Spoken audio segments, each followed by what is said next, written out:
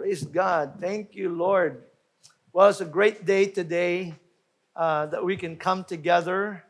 I missed you guys. It's been a year since last time, no? And last year, we just moved here. So, isang taon na tayo dito. Amen? All right. So, it's a great time that we are here. And you know what? I have to look back and to be able to say that God is really moving. We've only been talking about these things years ago about, multiplying the church and that one church will be able to build more churches and we're going to, continue to plant churches and reach this nation for God. And so it's starting to happen. Nangyayari na ito. Unang-una, we were able to move this place to a better location so that medyo we would have a better, I would say, resource center that will resource our churches. And then we have now the Philippines, the Cebu, Philippines, right, that started. So now we have one in the south. And then now we have launching also the other one, which is Metro South. Come on, hallelujah. So praise God because this church has been multiplying, right? That's what the Lord is doing. Jesus said, I will build my church and the gates of hell shall not prevail against it. And so no matter what the enemy tries to do, the church will continue to move forward and it will prevail. And those of you that are here, that are part of the church, you will see what God is going to do in your life. Because remember, the church is not the building, it's you. You and I are the church. So if God is expanding the church and God is blessing the church, who is He blessing? You. Amen? So if you're part of it, if you are part of what God is building, you can see the change that's going to happen in your own life. So that's why I encourage you, continue to be a part of the big thing that the Lord is doing. Regardless of what you see in the economic landscape of this nation, God is raising up His army. He's raising up sons and daughters that will advance the kingdom of God and bring a change in our community and our nation. And God is looking for people like you and me. Right? So if you're part of that, God is blessing you. You can see what the Lord will do in your life, in your family, in your finances, in your career, because you are a part of what God is building, right? Like even for myself, for example, we've been in the same church for over 35 years, 33 years, right? And we've seen our children grow up, be used by the Lord, blessed, and we've seen many things happen in our communities, our nation, churches being planted around the world. And you know what? We're a part of a big thing the Lord is doing. And I know that Philippines is still one of the things that God's heart is want to do some change here in Asia. All right? So that's why we have a great work to do. Now, God has used you to be able to release now another church that will be starting soon. It's already been moving. And in fact, the place is already ready. But we'll be launching it on March 15. But between now and then, there's all the preparation. In fact, we'll already have a celebration there today. But now, this is the thing. This is the work that you have. You see those chairs? Now, therefore, you need to fill up these chairs again. Remember, right? So, even those chairs that we have there, we're going to fill this up again and then multiply again. Amen? That's what it's about. There's gonna be more churches that will be planted here in Luzon, Visayas, and Mindanao. Amen. We already have in Visayas. Eventually, we'll have Mindanao. Maybe Davao or Jensan or who will the Lord call? Right? You'll never know. Some of you here will be raised up to become pastors, maybe church planters. You know, in Canada, we have people that are not pastors who start a church. Right? The uncle of Jonah. I mean, they just started and they're now having a great church in Huron, right? So there are many people that we have in the church that God will use to be able to establish a church somewhere. Okay? So anyway, I wanted to say that to you because I want to say that there is a great work. The Lord is doing some great thing. That means you guys are doing a great work. Amen? So tell the person beside you, good job. Good job. You're doing great. Okay? But here's the thing. I want to talk to you about a topic. I want to talk to you about a topic that most churches don't want to talk about. Pastors don't want to talk about it. Leaders don't want to hear it. All right? Members don't want to hear it. People don't like to talk about it, but it's the key to be able to expand the kingdom of God. In order to continue on and build the kingdom of God, you need this. And this is the key that we have seen even in the New Testament church, how the church moved forward is because of this. And so I want to talk about this topic called excelling in the grace of giving. Okay. All of a sudden, all right, there's not a loud amen anymore. Amen. All right. Excelling in the grace of giving. All right. So I want to read to you here in 2 Corinthians chapter 8, and we're going to read from verse 1 to 12. It's a bit long in the passage, but it's very important to read it because that's the context that we have. All right, so it says here, I'm reading from the NIV. And now, brothers, we want you to know about the grace that God has given the Macedonian churches. Out of the most severe trial, their overflowing joy and their extreme poverty welled up in rich generosity. For I testify that they gave as much as they were able, and even beyond their ability, entirely on their own. They urgently pleaded with us for the privilege of sharing in this service to the saints. And they did not do as we expected, but they gave themselves first to the Lord and then to us in keeping with God's will. So we urge Titus, since he had earlier made a beginning, to bring also to completion this act of grace on your part. But as you excel in everything, in faith, in speech, in knowledge, in complete earnestness, and in your love for us, see that you also excel in the grace of giving. Now, I'm not commanding you, but I want to test the sincerity of your love by comparing it with the earnestness of others. For you know the grace of our Lord Jesus Christ, that though he was rich, yet for our sakes he became poor, so that you, through his poverty, might become rich. And here's my advice about what is best for you in this matter. Oh, I'm already gone? Yeah, all right. Where am I? Yeah, okay.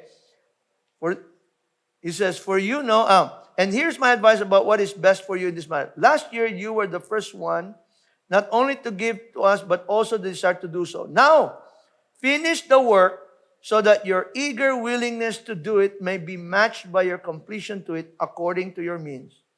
Verse 12, for if the willingness is there, the gift is acceptable, according to what one has, and not according to what he does not have.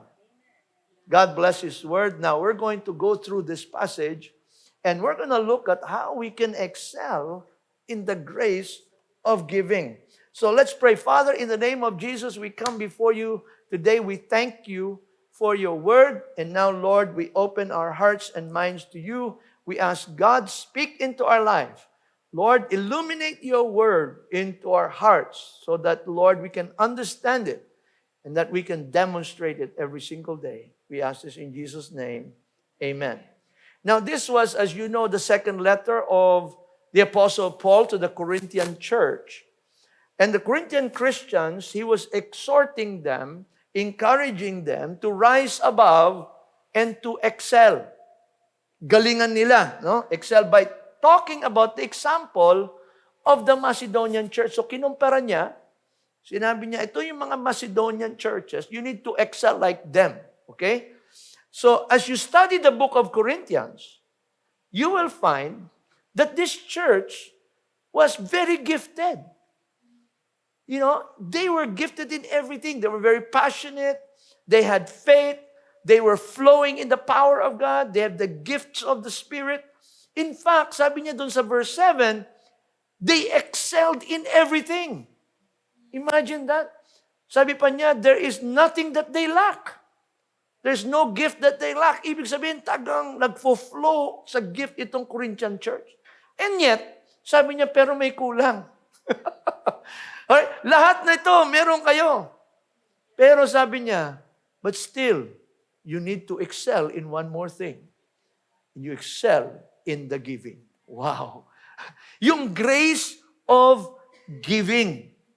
Now, that means, mga kapatid, we need to be in the same way, right?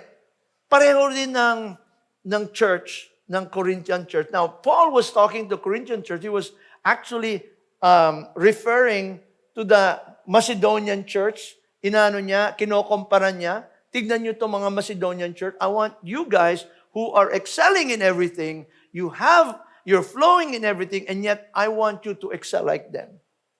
Now, in the same way, today, God is showing us that even as this church is excelling in everything, you're very passionate, nakapag-plant tayo ng another church, we're doing well, you know, ang galing natin magluto, ang galing natin mag-worship, ang galing natin yung mga leadership, raising up sons and daughters, we're passionate for God, we're praying, but we're also called to excel in the grace of giving. Amen?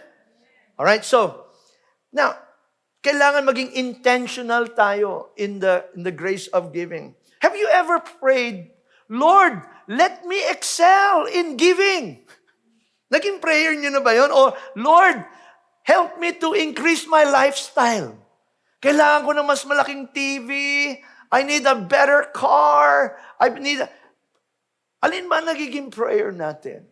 Have you prayed, Lord, I want to excel in giving. I want to be more generous. Have you ever prayed that way? And when there was a challenge for giving, for example, a building fund or maybe mission fund, when there was a challenge, did you ever pray the Lord, ako na yun. I want to be able to give that. Right? Let me be the one to fulfill that. Lord, you know, kung may pangangailangan, God, bless me so that I can do that. Ganun ba ang prayer ninyo? Is that the way you pray? Right? Are you intentionally seeking to give more? Or are you finding ways to give less? Ha? Yung bang, nagpe-pray ba tayo na, Lord, gusto ko mas malaking maibibigay ko. Yung last year, ganito lang naibigay ko eh. This year, gusto kong mas malaki, Lord. Pagpalain mo ako. Ganun ba ang prayer natin? Or, Lord, paano ko ba mababawasan yung binibigay ko? Ang laki-laki na eh. Marami pa akong gustong bilhin.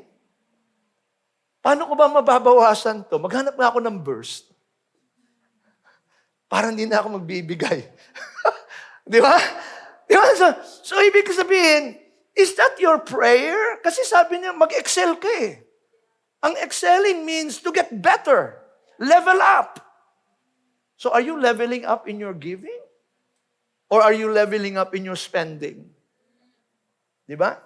So, if we want to grow, okay, mga kapatid, you have to keep thinking of letting God bless you so that you can do that. Kailangan ng prayer mo is prayer that you want to do for the kingdom of God. Kasi kung ganyan ang prayer mo, the Lord will have to prosper you. Sinong gagamitin ng Lord? Babagsak ba yung pera sa langit? No. He's gonna use people like you and me who have a heart to give to the kingdom of God. That's what the Lord will do. Kaya kung ikaw yun, God will bless you. So sino yun? Ako na, sabi mo nga sa katabi mo, ako na yun. O yan, ikaw na yun. Alright? Alam nyo, you know what I'll tell you? I want to encourage you. Kami mag-asawa, ever since, when we were just starting the church, in fact, nag-start kami ng church, there was nobody. In fact, there was no guarantee of anything. We started with nothing. There was no full-time, walang magbibigay ng income. We had a small little church. And you know what? Our heart was, we want to be the biggest giver of the church. Kung ano yung bibig, sabi namin, Lord, bless mo kami, kasi kami lang yung nagtatides, kami lang yung nagbibigay. Pero may mga dumadating, pero pag dumadating, sabi namin, Lord, gusto namin, mas malaki pa rin binibigay namin than anybody in the church. Heart namin yun. Not to boast or to brag, but we wanted to be the biggest blessing. But you know what? God continued to prosper us and bless us. Right? Even through the years. Ngayon, retired na nga kami. Mas malaki pang binibigay namin ngayon kaysa noon. Think about that. We are in our senior years because of our heart. That, Lord, we want to be able to give. If there is a pledge for something, we want to pledge there. If there's we want to do that. And you know what? Some people will say, ngayon na dapat retired ka na. Wala ka na dapat bibigay dyan. Para sa'yo na lang yan. You know what? But our heart has always been like, and that's the reason why God continued to bless us and prosper us. So that we can do this. So I'm not boasting for myself. I'm boasting for God that God can do it for you. Amen? All right? So what is this grace of giving? Itong grace na to, Paul said in verse 1, is the grace God has given. Sabi niya, the grace given to the Macedonian church, right? This is the grace that God has given. The original word sa grace is actually favor.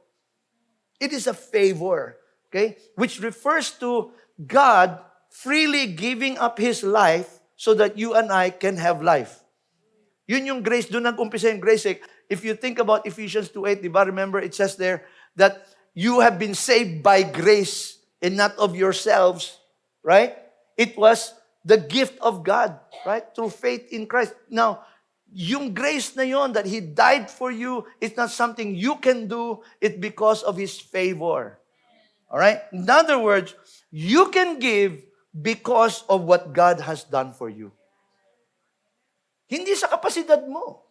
Hindi because you are an executive or you have a good job. It's not because of anything else. It's only because of the grace of God in your life. Kaya hindi ka po pwedeng magmalaki. Kasi hindi naman sa abilidad mo. It's not because of your ability. It's not because of anything you have. It's because God has given you that grace. And that grace you're able to give. And remember, that grace is not cheap. It cost the life of Jesus for you to have that grace. Right? So, you can give because you have that grace. And that's why this is the grace given to the Macedonian church. And then, sinasabi ni Paul is going to be given to the Corinthian church. And also, that grace is the same grace we have here in Manila. Amen? Same grace. And so, when we talk about resources or the giving, when we're saying giving, what we are giving is the resources. Right? So, in the early church, the reason why the church was able to move forward is because they were giving to the work of the kingdom. Right? And to us today, that would be money. Diba? Yun ang resources natin pera. Alright? Yan ang resources. And it should be money that comes from the act of giving our resources that comes from the heart. That is the money that we have. Now, ito yung nirefer niya sa Macedonian church. Okay? Now, if you think about it, look at this in the Macedonian church. Yan, look at this. They gave out of what? Out of severe trial. Ibig sabihin, sino ba sa inyo dumadaan sa pagsusubok? Even though dumadaan siya sa pagsusubok, may joy pa rin magbigay. Hindi yung nalungkot sila. Pagdating ng offering, offering na naman, linggo-linggo na lang may offering. Parang nalulungkot, di ba? It should be the joy. Look at that. Out of their severe trial, they had the joy of still giving. Secondly, they had extreme poverty. Sino ba naghihirap sa atin? Okay? Sa kanilang kahirapan, hindi sa kayamanan nila. Ha? Kasi you might say, well, okay lang yun kasi kayo, binagpapala kayo, may blessing kayo, may pera kayo. No, out of their poverty, nagbigay sila. Madaling magbigay pag marami kang pera. How about pag nagbibigay ka nang wala kang pera? When you're out of your poverty. And sabi pa niya, as much as they were able. In other words, mga kapatid, yung hanggang sa makakayanan nila, nagbigay sila. Hanggang kaya ko, magbibigay ako, right? Beyond their ability. Ano yung beyond? Lampas pa sa kakayanan niya, sa abilidad niya. Kung sinasabi mo, Lord, wala akong ability, that's good. Sabi ng Lord, itong mga Macedonian church, nagbigay sila beyond their ability. Right? Hindi pa. Entirely on their own. Hindi sila pinagagalitan ng pastor. Hindi sila binibigyan ng candy para magbigay. Hindi sila binibigyan ng mga magandang tricks. Di ba? Wala ng mga, on their own. Sarili nila, naisip nila, ito ang gusto ng Panginoon, I'm gonna give because of the grace that God has given in my life. At saka tinignan nila, privilege of serving. Sabi na, napaka-privilege na mag-serve sila through their giving at did not do as expected. Nakita mo yun? Yung Macedonian church, right? Nagbigay sila ng hindi mo ine-expect na ganun bibigay nila. Kasi syempre, dumadaan sila sa kahirapan. Marami silang trial. Yung dinadanas nilang mga persecution. And yet, nagbibigay pa rin sila more than their ability. Kaya talagang hindi expected yun. Di ba? Yung mga iba, ine-expect natin magbigay pero hindi nagbibigay. Pero yung mga hindi mo ine-expect, yun ang nagbibigay. Did not do as expected. And sabi niya, gave themselves first to who? To the Lord. So ang unang naging heart ng Macedonian church was to give to the Lord. And because of the grace that they have, they gave first to the Lord. And then of course, nagbigay na sila sa mga apostles, but they first gave to the Lord. That is the key, mga kapatid. That's why the church, we're talking about, Corinthian church. Thousands of years ago. Ginagawa na nila to. But what happened to the church today? And we want to advance the kingdom of God, di ba? The only way we can advance the kingdom of God is to have the grace of giving. So that's why Paul says, excel in this sacrificial, intentional, beyond expectation, joyful privilege of giving. Today, meron ako i-share sa inyo. 3 bagay lamang. 3 things that we're going to answer. 3 question na tatanong natin on how we can have. Sinong gusto sa inyo magkaroon ng grace of giving? Na pagpalaing kayo ng Lord. 3 bagay lang tatanong natin na question. And when we can answer this is the key for the grace of giving. If you want to be like the Macedonian church at saka yung Corinthian church na tinuruan ni Paul, at nakita nating nag-move ang church in those days, ito ang key. Okay? So unang-una, first question, why should we give? Yun ang unang tanong eh. Di ba? Because, ang tanong natin, why should we give? Because, kung alam natin why, then we will do the things we need to do, di ba? Kung hindi mo alam why, then you don't give. It doesn't matter kung ano, what, or whatever. But when you understand why, then you will do the things that you need to do. So when we understand, we will have a purpose. So unang-una, why give is because giving honors the Lord. Pag nagbigay ka, ino-honor mong Lord, nirerespeto mo siya for what He has done for you. That is honoring God. Paano mo din-dishonor ang magulang mo? Pag hindi mo din respeto, di ba? Hindi mo siya hino-obey. Disrespect yon, dishonoring yon, di ba? So when you want to honor, you want to do what you're called to do, di ba? So when you honor God, it's through giving.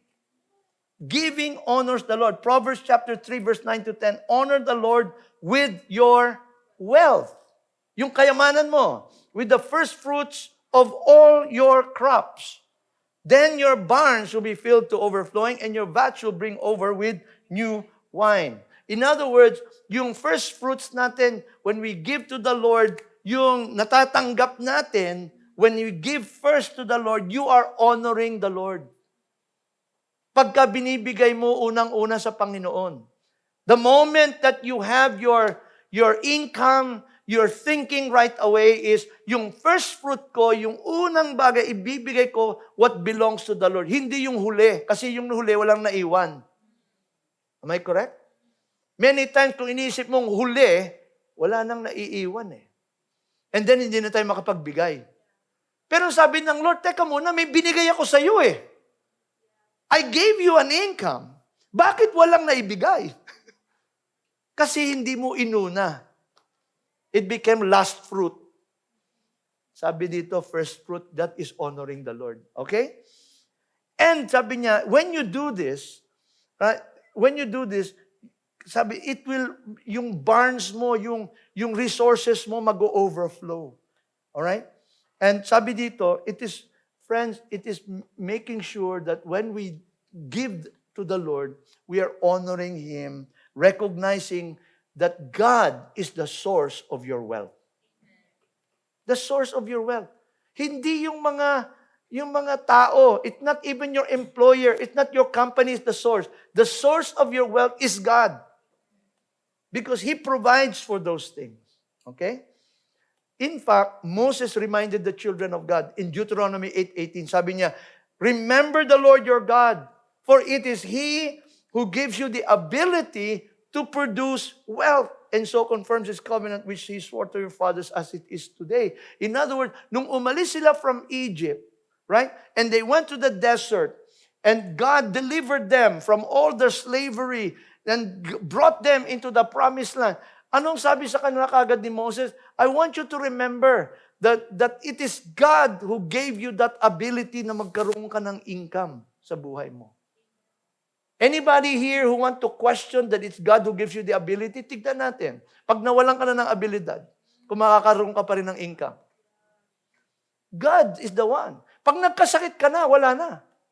And sino lang ang pwede mag-heal sa'yo? Lord. There's no money that can heal you. God. So, it's only God who gives you the ability so you can have the income. So, kung isipin natin, hindi, ako lang, I don't need God. Well, let's see what will happen. Because one day you'll have no ability. Because God will remove it from you. Okay?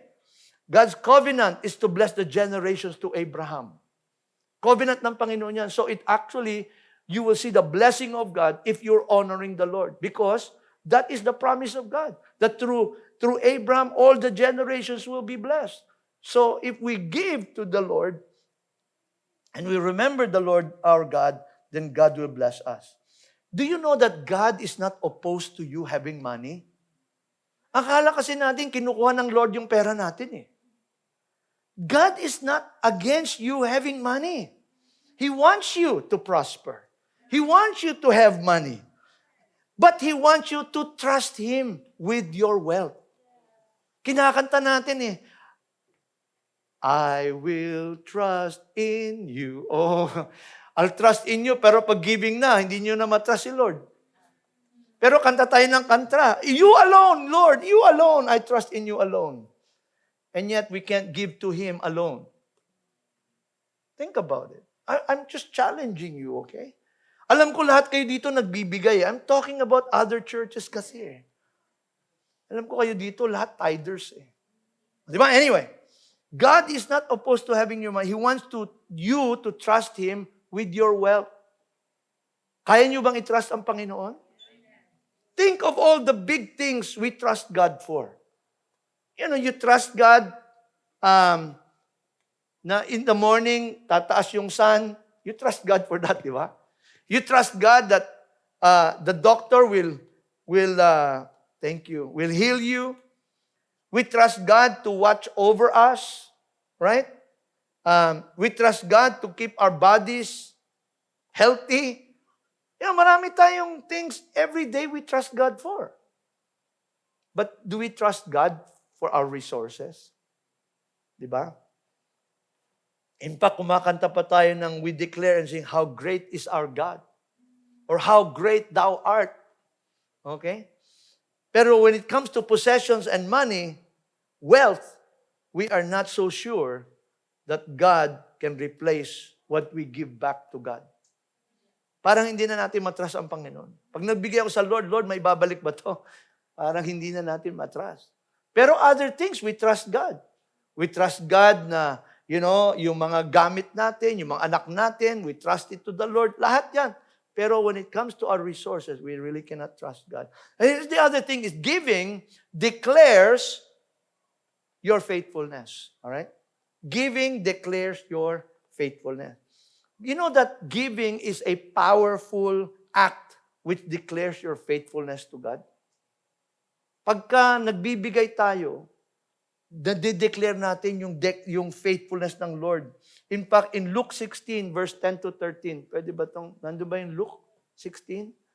Yan, 10 to 13. Remember, whoever can be trusted with very little can also be trusted with much, and whoever is trusted with very little will also be dishonest with much.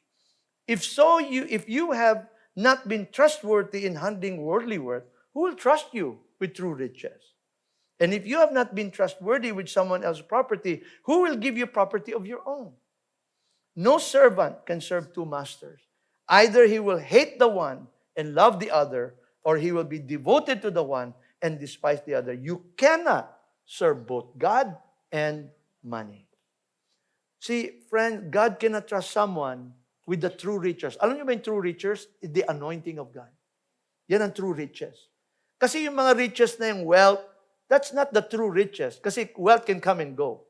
The true riches is the anointing that you would have. The ability, that is the anointing of God. Because your wealth can come and go, but if you have the anointing, you'll always have. Because you have the ability. Yung ability ang kailangan natin. And that ability comes from God. Wealth can come and go, right? So that's why very important that the true riches, the Lord says, ang true riches, yung anointing, okay, will only be for those people who will trust Him. You cannot serve two masters, sabi niya.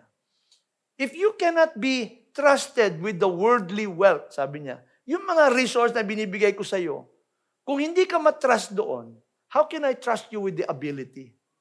With the anointing, di ba? Kasi itetest niya yan eh. Binigyan ka ng Lord ng this much, nagbigay ka ba? Hindi. So sabi niya, I cannot trust this person. Right? Pero kung may binigay sa'yo maliit, binigay mo sa Panginoon what belongs to the Lord. So bibigyan ka pa niya ng more, and then you bibigay mo sa Lord. Then sabi niya, I can trust this person. I'll give more kasi I trust this person. I can trust you with the ability, the anointing, because I know that you can be able to handle the worldly wealth. Right? So kung hindi natin matrust yung Panginoon dun pa lang sa worldly wealth, don't even expect that God will give you the anointing. And gusto natin, Lord, anointing, anointing, pero yun nga, hindi mo magawa.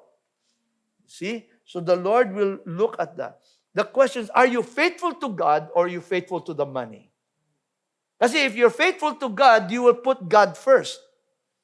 Kung ano yung sinasabi ng Panginoon. But if you're faithful to money, then you'd always hoard the money. You don't want to release. Because sabi nga doon sa Bible, di ba? The love of money is the root of all evil. Di ba? Well, how do you know if you love money? Paano nyo alam? Kung hindi mo mabigay. Kung hindi mo ma-release, alam mo, you love it. Kasi, if you don't love money, it's just an exchange. It's just something you can give out. Walang emotion yan eh. Pero if you love it, you can't release it. But if you release, you're able to release. When the Lord says to you, give it to the person beside you. Hindi ka, Lord, I rebuke that devil in Jesus' name. No, hindi. Di ba? I rebuke you. Nirebuke mo si Lord. No. Kung matatrust ka doon, okay, Lord, sinabi mo yun. O, ito. Alam mo, nangusap sa akin ng Lord, para sa iyo daw to. Wow! Talaga, di ba? You can be trusted. Di ba? Because when He speaks to you, you will do it. Eh kasi, halimbawa, may kailangan ng Lord sa house ng Panginoon, mangungusap siya sa mga taong nakikinig sa Kanya. Hindi naman siya mangungusap sa ayaw, di ba? Kakausapin niya yung gusto. That's why may mga taong nagbibigay generously, di ba? Kasi kinakausap sila ng Lord and they're obeying the Lord. Sabi mo sa katabi niya, ako na yun. Yeah, ako yun. Di ba? Amen? Pero alam mo, God will always test you if you are faithful. Because your giving declares your faithfulness. Saan ka ba faithful? Sa Lord o sa pera mo?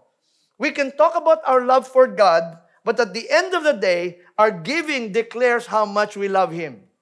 Kung talagang mahal mo si Lord, gagawin mo yung sinasabi niya sa iyo. Di ba? Otherwise, kung mahal mo yung pera, edi yun na lang gagawin mo. And yung perang na yun, nawawala pa yun. Di ba? Have you tried that? You know, you keep chasing after money and that money keeps going away. Parang hindi mo mahanap-hanap. Nawawala. Pero kung ang inuuna mo, Lord, sinabi niya yan seek first the kingdom of God and His righteousness, all these things will be added to you. Promise niya yan Hindi mo kailangan habulin. Pero pag hinahabol mo yan, nawawala, di ba? Nagtataka ka, bakit?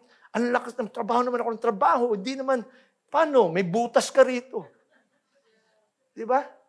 Hindi mo ginagawa, hindi mo tinatakpan yun by actually giving to the Lord. So, here's the other thing. Be honest with yourself. Look at your expenses for last month, last year, at tignan mo, how much of that nagbigay ka sa Lord? Diba? Sa 100% na kinita mo, ask yourself, how much did I give to the kingdom of God? Then makikita mo saan ka talaga faithful. Diba? How much did you give to the Lord? How much did you give to the work of the Lord? And look how much you spent on yourself. Sa ganda ng mga damit mo, yung how much bubble tea you ate, di ba? Ilang lechon ang kinain mo, di ba? Ang sasarap ng mga kinain mo, ang gagandang restaurant. At tinignan mo, lahat to, napuntahan mo, pero ano yung nabigay mo sa Lord? Yun ang tignan mo kung saan ka faithful. Are you faithful to yourself or are you faithful to God? He will test you. Now, giving also releases supernatural provision. When you give, may release yan. Yung supernatural provision. Luke 6:38 says this, okay? Give, and it will be given to you, good measure, pressed down, shaken together, running over, all right? Will be poured into your lap, for with the measure you use, it will be measured to you. So when you give, it releases supernatural provision. You know what is supernatural? It is more than enough. Yun na yung siksik, lig-lig, umaapaw. Mga kapatid, pag umaapaw na, huwag mo na habulin yung umaapaw, pamigay mo na yun. Pati yung umaapaw, hinahabol mo pa Pag umaapaw na, pamigay mo na. Di ba? Hindi na nga para sa iyo yun. Kaya nga sinasabi, channel of blessing ka lang di ba? Pagka parang channel ka, may bibigay sa Lord, pinamimigay. The more you are giving, it releases that supernatural provision. Parati kang may provision kasi bigay ka ng bigay Kaya magtataka ka doon sa mga givers, hindi naman malaki income nila, hindi naman pero parating meron. Pag merong sasabihin ng Lord, may bibigay sila. Meron silang maibibigay. Parating meron. Why? Because as they release, there is a supernatural provision of God. Kung puro receive ka, walang provision doon. Kasi tanggap ka lang ng tanggap So, bakit ka pa bibigyan ng Lord? Marami ka naman tinatanggap, di ba? Sabi ng Lord, hindi mo na kailangan.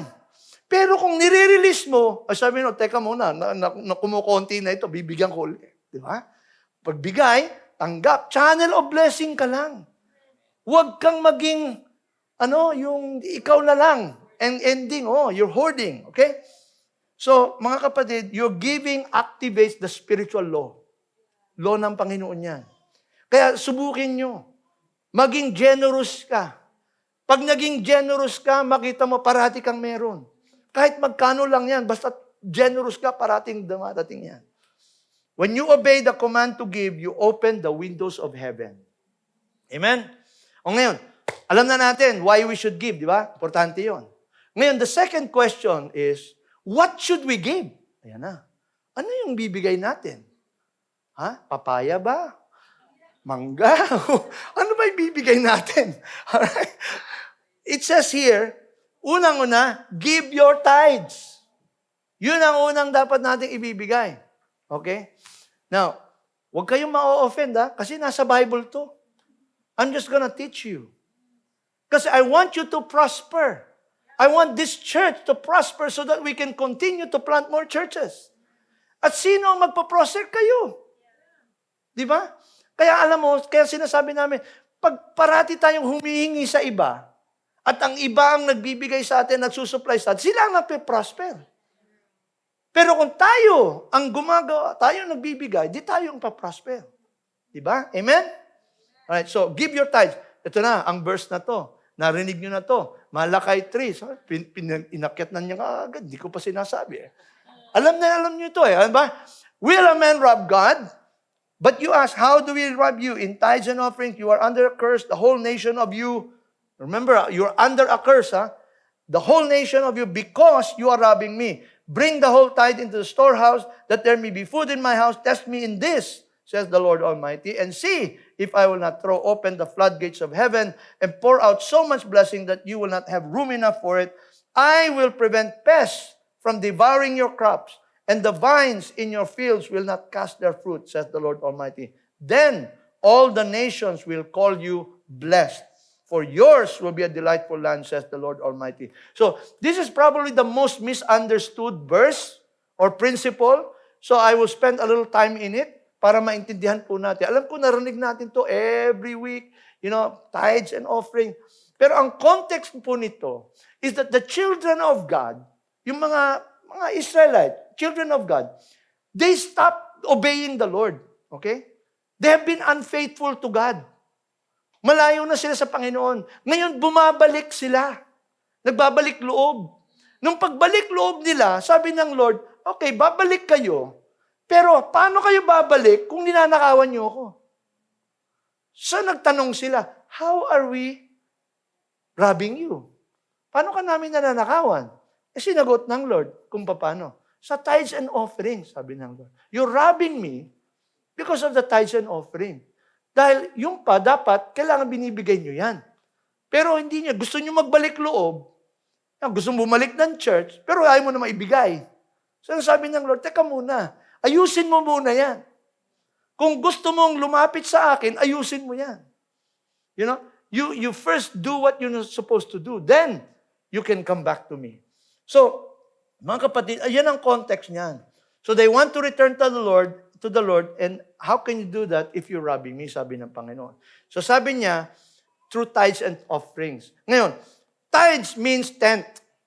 Tenth, yung tithes. Ikapu, 10%. So sa atin yan, kung income natin, yung 10% ng any income, hindi lang salary mo, nakatanggap ka ng bonus, 10% nun. Lahat ng tinatanggap mo, 10% nun ipamimigay mo. Sa kanilang time, mga prutas, mga crops, yun ang nila, exchange nila, gano'n. Ngayon, pera na yun. Right?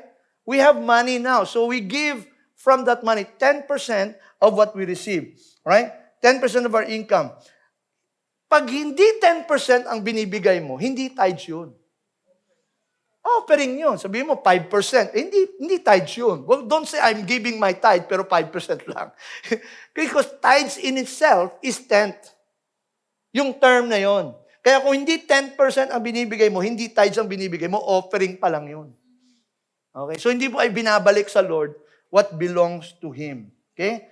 So He says, I want you to bring back 10% of what I provide you to the storehouse. So hindi niya sinabi yung give the 10%, sabi niya bring. So in other words, babalik mo sa Panginoon yung 10% na para sa storehouse niya, sa bahay niya. Kasi 100% binigay sa'yo, ang sabi ng Lord, pero eto, pinoprovide ko sa bahay mo, paano naman yung bahay ko? Which is the house of God. This is the house of God, for example. This is the storehouse. Now, if I'm giving to you 100%, how am I going to provide for myself? So now the Lord says, bring the 10% of what I've given you, bring it here to provide for the storehouse. Because how will God provide for the storehouse? He provides through you. Bibigyan ka niya para may maibigay ka. Di ba? Does that make sense to you? In fact, napakagaling ng Lord for a partner. Imagine, God is your partner. Kung maghahanap ka ng business partner, the best business partner is God. Isipin mo, because God can do the impossible things, meron ka mga favor, may mga open doors, that's the best partner. Kaya lang, in a partnership, normally 50-50, di ba? Buti nga, hindi 50 ang hinihingi ng Lord. 10% lang. O, di ba? Ang galing na partner, 90% sa'yo, 10% lang akin. Pero lahat ng blessing sa'yo. Wow. Lahat ng dividends. Lahat ng profit sa'yo. Wow. What a great partnership. Hindi po ba? Palakpakan nga natin ng Panginoon. Napakabait ng Panginoon. Now, I want to tell you this because you need to understand this. That house of God needs to be able to operate. It takes money para bayaran ng air condition dito. It takes money para sweldo ng mga tao. It takes money to do the outreaches. It takes money to help the poor. So saan manggagaling yun? Galing yun sa provision ng Panginoon. Amen po ba? Alright. So therefore, the Lord is saying, if I'm giving you that, I'm asking you to bring the 10% back into the house of God. Now, that is all that God is requiring. That hindi pa yun giving. Ang giving is pag nadala mo na yung 10%. Kasi hindi mo pa nadadala, so hindi ka pa nagbibigay. Di ba? Bring pa lang yun. Alright, make sense ba? So God says, bring the tithe in the church. In fact, pag hindi mo binigay yun, meron pang interest yun. Hindi ko na sasabihin yung interest. Pero God wants us to bring back the 10%. You know, kung mga Christian tayo, many times you would even go to a restaurant, nagbibigay ka ng tip, di ba? Sa amin sa Canada, ang tip ngayon, nag-uumpisa na sa 18%. Eh. Pag gano'n mo ng machine, may nakalagay na 18%, 18, 20%. Wow! Mas mataas pa yung kanila sa tithes eh. So may mga tip, yung pang listen, if you go to the restaurant and you ate, imagine kung umalis ka, hindi ka nagbayad. Ano sasabihin ng tao sa inyo? My God, habulin ka, di ba? Bakit pakulong ka pa? Bakit di ka nagbayad? Paano kung sabihin natin, hindi mo binayaran lahat, kalahati lang binayad mo? Di ba, magnanakaw ka pa din, di ba? Totoo ba yun? Kasi pag hindi ka nagbayad, magnanakaw tawag sa'yo. Ngayon, kung hindi mo binayaran lahat, magnanakaw ka pa din. Kasi partial obedience is still disobedience. Ganon din. Kung hindi natin binibigay yung tithes natin, that is disobedience to God. Diba? So partial disobedience is still disobedience. So it means that, mga kapatid, kaya yung mga tao, many times, nandun sila sa vicious cycle of lack. Parati na lang kulang. Parati na lang hindi nag-work yung mga ginagawa nila. They work hard, they're smart, but they still cannot get anything going. Why? Because they have not learned the grace of giving. Okay? So, very important, mga kapatid, if I obeyed God and, and gave it to the Lord and gave it to the house of God, then that is the way God provides. Kaya, mga kapatid, pag hindi mo dinala yan, alright? Sabi ng Panginoon, you are under a curse. May curse eh. Now, hindi ako nagsabi nito, ang sabi ng Panginoon, there's a curse. And that curse that's why things are not working. Yung relationship mo, di nag-work. Yung health mo, hindi okay. There's a curse on your life. Not only the finances. Right? Pero, isipin nyo, pag hindi natin binigay sa Lord, ang mangyayari doon, kahit yung hindi mo binigay, mawawala din. Biglang may emergency. Biglang may sakit. Then, nawawala din yung pera. Kung binigay mo na lang sa Lord yun, naprotektahan ka pa ng Lord. Di ba? Kasi sira yung kotse mo, nasira yung bahay mo. Kasi hindi mo binigay. Right? Kasi iniisip mo, akin to, tapos mawawala din. Kasi ginastos mo din pambayad. Pero kung binigay mo sa Lord yun, naprotektahan ka ng Lord. Amen po ba? Alright. So, Leviticus 27:30-31 says this, a tithe of everything from the land, whether grain from soil or fruit from the trees, belongs to sa Panginoon yan. Kaya yung tithe, hindi sa'yo yan. Hindi rin sa church yan, sa Panginoon yan. So kung sa Panginoon yan, dapat ibalik natin sa Panginoon. Pag hindi natin in-honor yan, you are actually disobeying God. Okay? It belongs to God. And if it belongs to God, kaya tinatawag niyang magnanakaw ka. You are robbing God if you don't give it. Kasi sa Kanya yan eh. It belongs to Him. Okay? Technically, hindi mo pa nabibigay yung, hindi ka pa nagbibigay kung hindi mo nabibigay yung tithes. So here's how faithful God is. He says, bring back 10% and I'll bless the 90% in your life. Di ba maganda yon? Ma-bless niya yon? Amen? Alright, so all the possessions that we can accumulate are eventually going to disappear if we don't honor God. Okay, so very important. Yung mga iba nga, hindi nila ginagawa ito kasi naghahanap sila ng ways na hindi magbigay. So let me share to you the common reasons of why people don't tithe. Okay? So tignan ninyo baka nandiyan dyan yung isa sa mga reason ba't ka hindi nagtatithe. Unang reason, it was under the law and we are now under grace. Wow, ang ganda ng reasoning niya, no? Kasi baga parang sinasabi niya, yung Old Testament at yung New, magkahiwala. Isang Biblia lang yan. Kung ano nandito, it's done in the New. Right? Jesus said, I did not come to abolish the law, I've come to fulfill the law. Lahat ng nasa law carries over to the New Testament. But, in fact, it's more in the New Testament. Right? So, it is under the law. Now, remember this. Hindi totoo yan. Because Abraham gave his tithe even before the law. Nakalagay sa Genesis 14. Wala yata dyan, hindi ko na nilagay. Pero tingnan niyo sa Genesis 14, 18-20, the law, si Abraham nagbigay na ng tithe. Yung law would only come ng time ni Moses. Nilagay na nila sa law yun, pero before the law, nagbibigay na sila ng 10%. So, sinama na lang nila sa law by the time of Moses. So, that's why God rebuked them when they stopped giving their tithes. Kaya sinabi ng Lord, you're still robbing me. Okay? So, they were robbing God. So, the other reason, it was in the Old Testament and not in the New. So, sabi na sa Old Testament naman yun eh. Di ba? Yung tithes eh, Malakay, Old Testament. Nasa New Testament na tayo. Well, the Lord did not abolish the law. The law still carries on. Okay? In fact, ito this is a proof to you that Jesus Himself did not abolish the law. Look at Matthew 23:23. Sabi niya, how terrible it will be for you, teachers of religious law. Remember, si Jesus rebuking yung mga Pharisees. Ito yung mga Pharisees na nag-ano sila, na parang very religious. Sabi niya, hypocrites, you are careful to tithe even the tiniest part of your income, but you ignore the important things of the law, justice, mercy, and faith. Pero sabi niya, you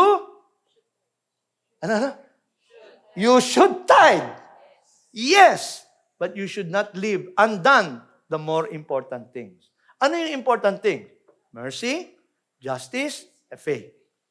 Sabi ng Panginoon, yung mga hipokrito, yung mga Pariseo, alright, nagtatides nga sila, pero ang sama naman ng ugali. Wala silang justice, walang faith, gano'n. Kaya ang sabi ng Panginoon, mag-tithe pa rin kayo, pero huwag niyong kakalimutan yung mga importanteng bagay, yung justice, mercy, and faith. Yun ang importante. Right? So yung tithe na yan, that's already normal. You always do that. Kaya you will find that the Apostle Paul was a Pharisee. So, during the time the Apostle Paul, nagtatithe sila. Kahit sa New Testament, kaya yung mga verses natin, yung give and it shall be given to you, good measure, hindi about tithing yan. Kasi, nung time nila, mga kapatid, hindi nila pinag-uusapan yung tithes. Why? Because they're tithing. All of them were tithing. All of them. Because it was part of their life.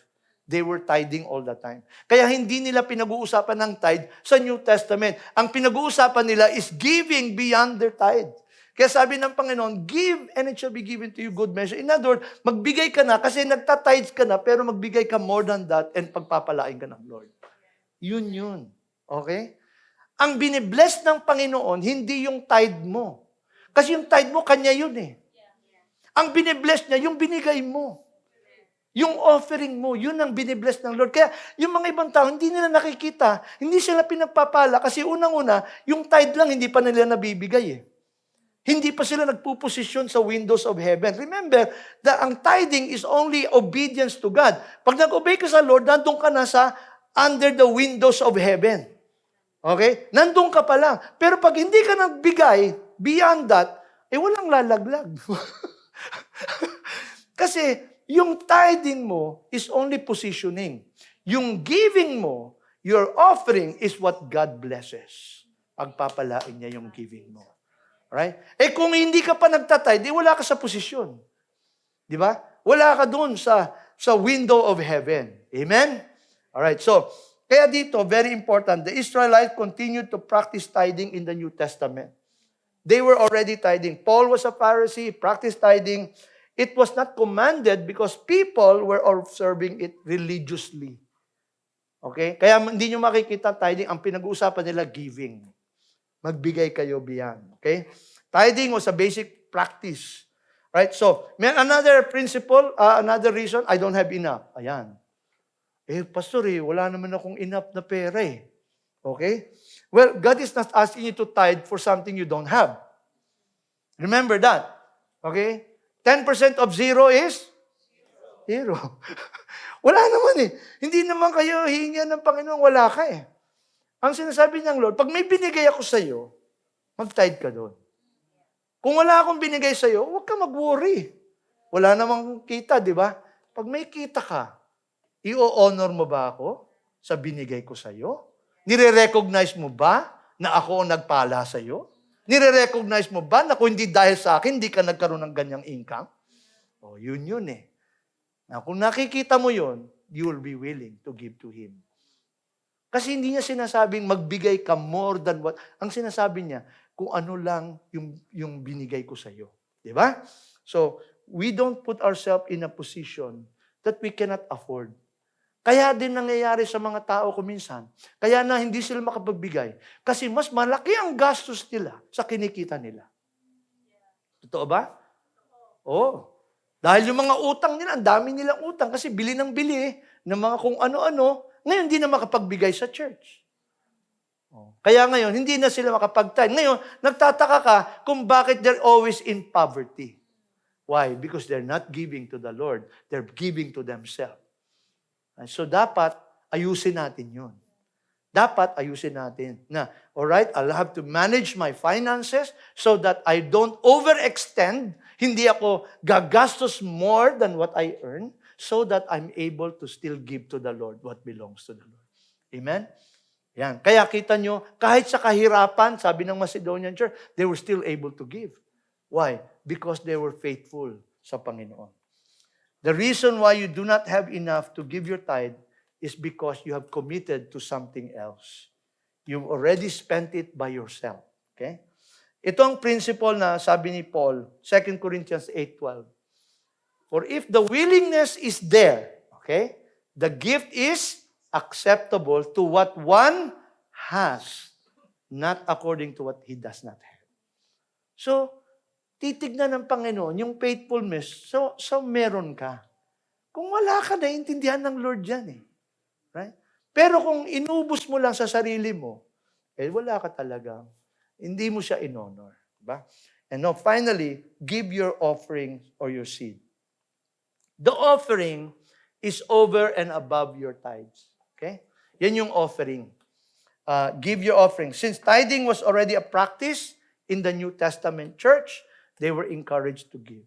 The New Testament is full of exhortations regarding giving and sowing seed. Ito kaya nga sabi ni Paul sa 2 Corinthians 9, okay, so give your offerings. Sige, balikan mo muna yan. Yan.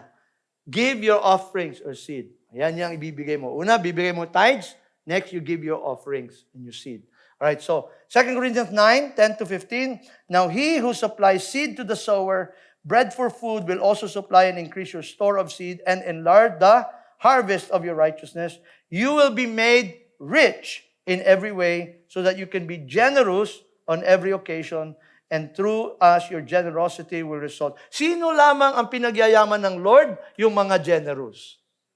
Right? This service that you perform is not only supplying the needs of God's people, but is also overflowing in many expressions of thanks to God. Because of the service by which you have proved yourself, men will praise God for the obedience that accompanies your confession of the gospel of Christ, and for your generosity in sharing with them and with everyone else. And in their prayers for you, their hearts will go out to you because of the surpassing grace God has given you. Thanks be to God for His indescribable gift. So mga kapatid, your tithes is not your seed. Hindi yun ang seed mo. Ang seed, diba? Pag nagplant ka ng seed, ang Lord pinagpapala niya yung seed. Pero yung tithes mo, hindi seed yun. Yung tithes, ibibigay mo sa Lord. Yung seed mo, yung itinatanim mo. Alright? So, ang pinagpapala ng Lord, yung seed. Huwag mong kainin yung seed. Alright? Pag kinain mo yung seed, wala ka nang tinanim. Kasi inubos mo. And you know what? This is the language of a farmer. Kasi kung farmer ka, di ba, mag-harvest ka. Pag-harvest mo, bibenta mo. Pagbenta mo, may money ka to provide for your daily food.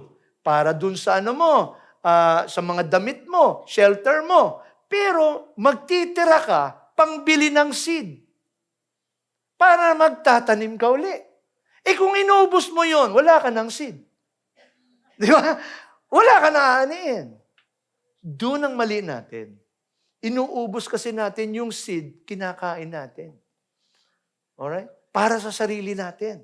Inuubos natin, walang natira. So we're not planting anything. Kung walang tinatanim, walang aanihin. Amen? Alright? So, tanong sa inyo is, are you a sower?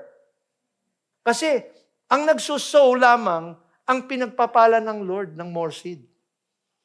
Kung hindi ka nagsusow, hindi ka nagtatanim, hindi niya pagpapalain yun. So, dapat lahat tayo nagtatanim. Amen? Sabi mo sa katabi mo, ako yun. Yan. He only gives, kasi sabi niya, He gives seed to the sower and bread for food. Yung bread, kakainin. Yung seed, tinatanim.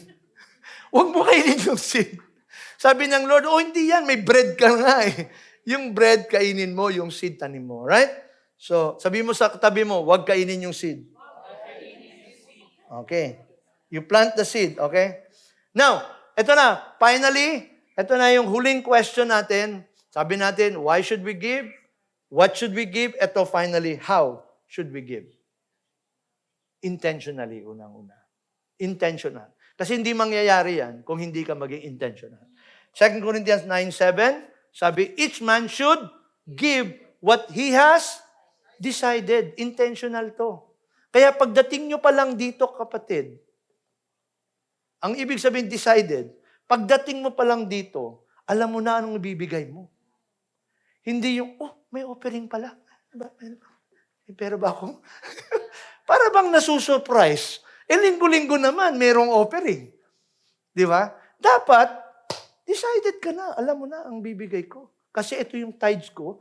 Kumita ako last week, ito yung tithes ko sa Panginoon. At saka ito yung konting offering. Kung meron ka pang extra. Pero pag nag-obey ka lang doon, dadamihan ng Lord yun para marami kang seed.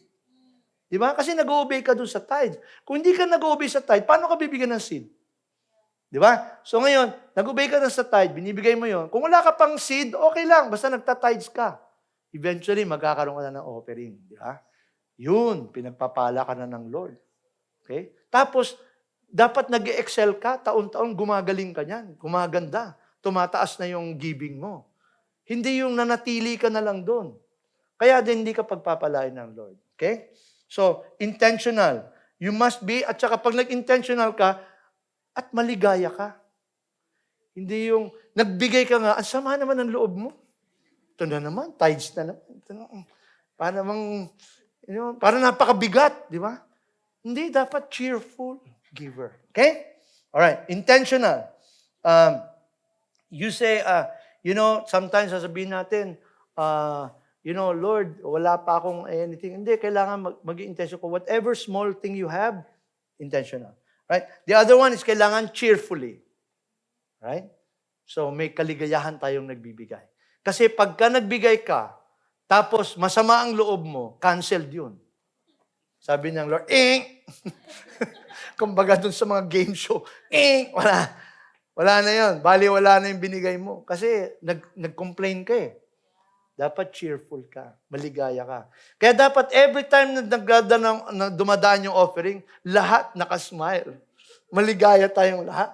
Lord, masayang-masaya ako magbigay sa'yo. Alam mo, hindi ito something na ginagawa-gawa lang natin. Talagang dapat out of your heart talaga maligaya ka. Kasi, Lord, pinagpala mo ko. God, you're blessing me. I have good health. I have a good family. I have a good relationship. Maganda yung trabaho ko. Binigyan mo ng income. Lord, I'm so happy na makapagbigay sa'yo. Ganon dapat tayo. Amen? Alright, cheerful. And then, also, systematically. Ano ibig sabihin systematic? Well, naisip mo na kung anong gagawin mo, di ba? Kaya dito sabi, 1 Corinthians 6:2, on the first day of every week. Ang first day, Sunday, di ba? Each one should set aside. Set mo na, aside.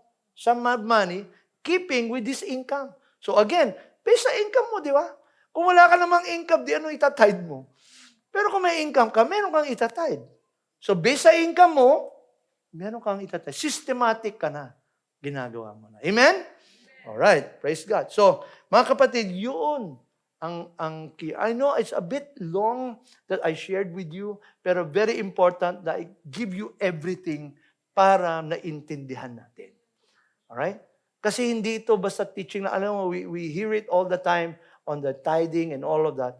Pero kung naiintindihan natin, we will actually be blessed and know that what we are doing, dapat ito, hindi ito kailangan, tayo, parati tayong, ino-obligate.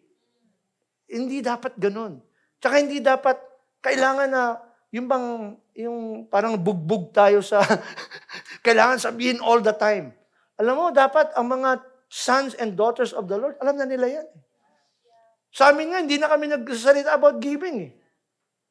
Totoo lang, tanong mo si Michelle, wala nang giving anymore. We don't talk about giving anymore. Why? Kasi, na tayo, wala na kaming kinokolek. Lahat na nagbibigay. Kahit na wala kami doon, the church is growing. The funds are giving, the people are giving. Kahit na bumabiyahe sila, kasi what? Ino-automatic na rin namin. Systematic yun. Pwede nang i-automatic yun. From the bank, diretso na doon. Yung tithes niya, doon na. Right? So, ganun din.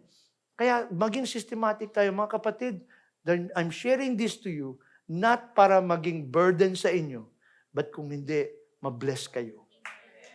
Kasi pag kayo bless, the church is blessed. Di ba? And then, we are generous. Kaya dapat, maging heart nyo, Lord, I wanna be generous.